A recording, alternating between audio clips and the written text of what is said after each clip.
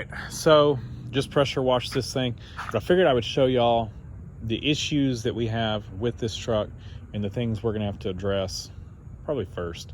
The engine itself is in good shape. I mean, it runs great.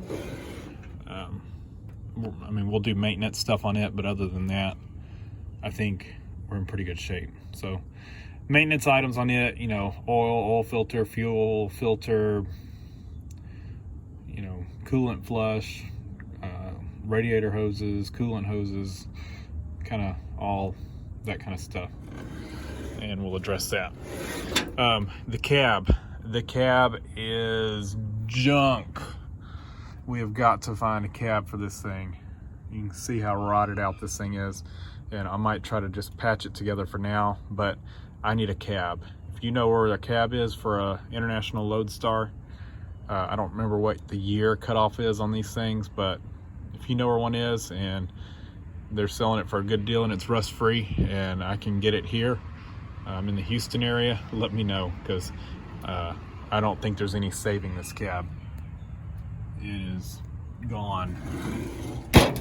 And I've looked at some, and it seems to be a common rust spot on these things. It looks like the cowl probably fills up with leaves or something, and then it just rots it out. There must be some kind of a drain that doesn't drain very well. It gets clogged up, holds water, holds leaves. Bottom of the doors rotted. These rotted. The floors rotted.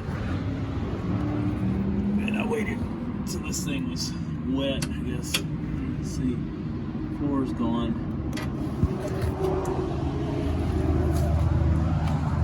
Hello. There's our dash. So it needs a cab. Like I said, if you know where one is, let me know.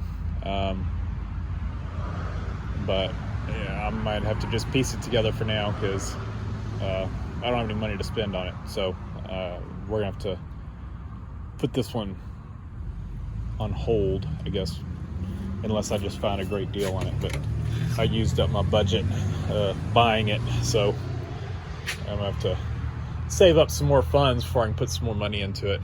But a lot of the gauges don't work. I fixed one of the previous videos you saw, fixed the front brakes hanging up, so that's good.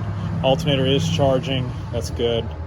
So we do have some air leaks on it. I can hear them, so we're gonna have to address those. Take a look at all the air lines, replace any that look sketchy. So that's gonna be. The cab can stay like it is, you know, and I can drive it and do whatever with it. Air brakes and tires are things I need to do to it. You know, I kind of gave the air brakes a once over before I drove it home, you know, and that valve in the back was leaking.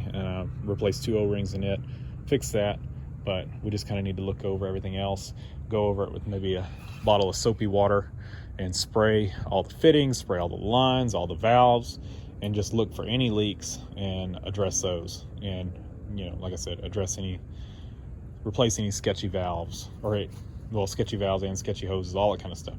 Make this thing perfectly safe. Like I said, it maintains air pressure right now. Not when it's off, it leaks out, but driving, you know, it builds up enough. The compressor can keep up with any leaks, is what I'm getting at. But definitely want to address it. Tires, these are 10/20s, and they looked much better before I left to drive 42 miles home on them, and after driving that, they're showing a lot of weather cracking. They're tube type tires, and these are, I think they're called split ring rims. They're different from split rims. This outer ring, they're not as dangerous as split rims. They do get a bad rap, but they're not as bad. But I want to find some 22.5-inch Dayton style rims, and if you know where any of those are, let me know.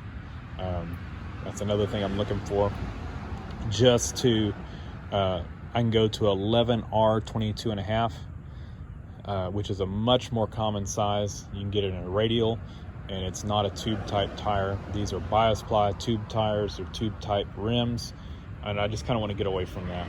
And like I said, these are a little bit dangerous, but not like the split rims.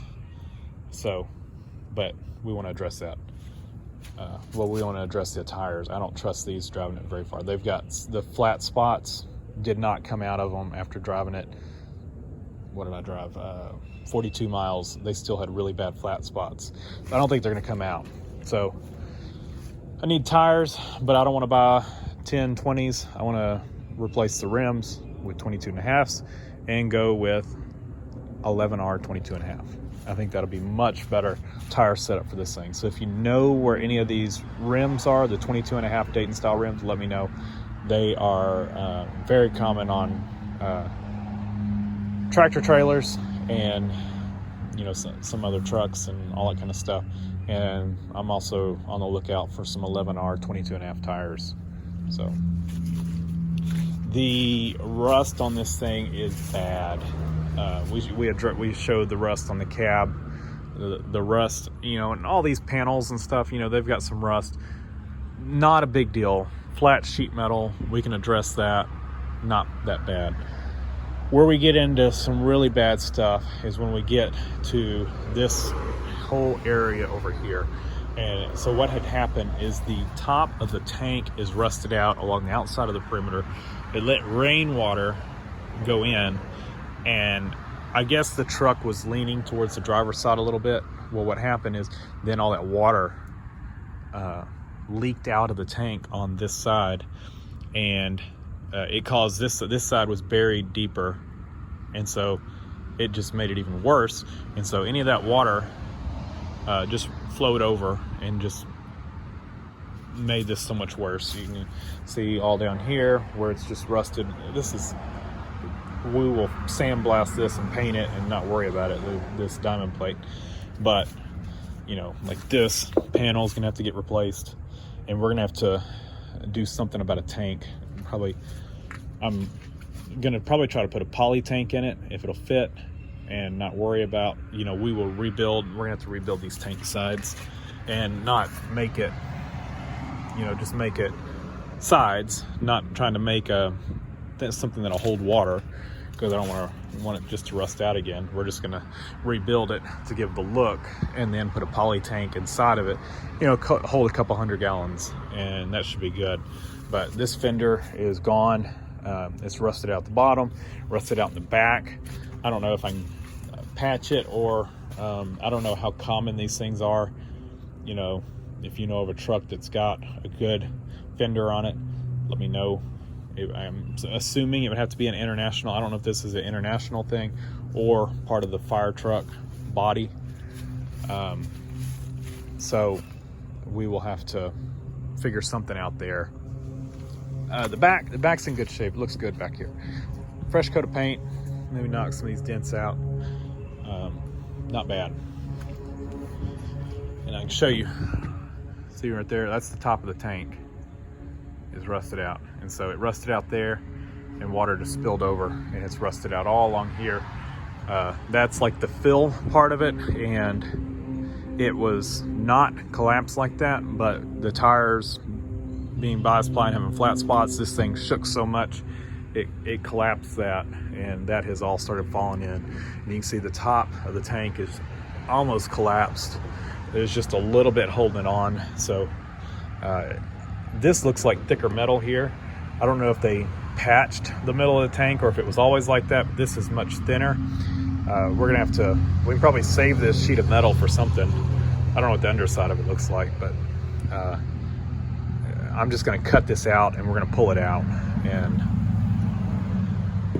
yeah, so most of the lights seem to work. I haven't checked all of them, but most of them seem to work.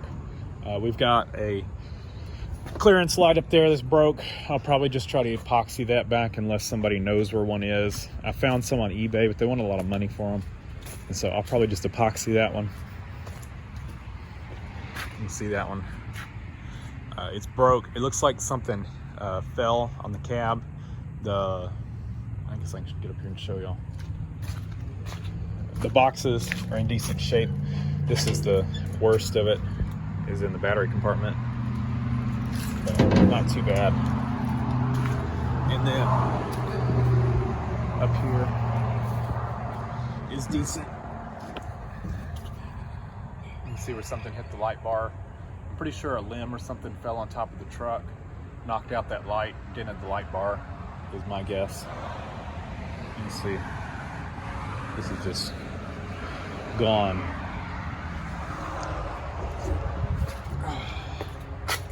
But most of the storage compartments are in good shape. And so the body, other than like the fenders and the tank, are decent on this thing. The cab is not. When I say the body, the back part of it, you know, this side of it, let's just say this side of the truck right over here is good. Everything else is not good. So yeah, like I said, I'm in the Houston area. If you know where one of these things is, somebody wanting to just get rid of it, but I don't have a ton of funds to put into it right now. But if somebody's wanting to hold on to it or donate to the cause, I'm all for that. But yeah, I'm gonna set aside a fund for this thing and put money aside when I can, because I do want to fix it up and I do want to make it look nice. We're not going to do a full restoration on it, but it's to the point where it needs some love. You know, you can't just let it be like it is at this point. It's too far gone. It's got enough rust that it's rusting away at this point. But it's got a good drivetrain. It's got 11,000 original miles, and because it was at a chemical plant, I think that is correct. I don't think it's wrong, and it does work. So I think this thing pretty much sat most of its life, and you know, with it being at a chemical plant, it's not driving on the streets a lot. So we're gonna call that it for now. You've seen what we need to address. We're gonna work on the air brakes, tires and rims, and we're gonna look for a cab and address this tank. And that's the list right now, and I'm sure there's gonna be a lot of stuff added to it. But for now, oh, one other thing, I want to get a siren for it. It's still got the horns and stuff. It looks like it used to have a radio, but all that is gone. There's nothing mounted under the dash. Looks like it had something, I don't know if it had a combo siren, radio, what, but it definitely needs a siren. So I'm on the lookout for one of those. So thanks for watching. Leave a comment down below, hit the like button, and subscribe for more.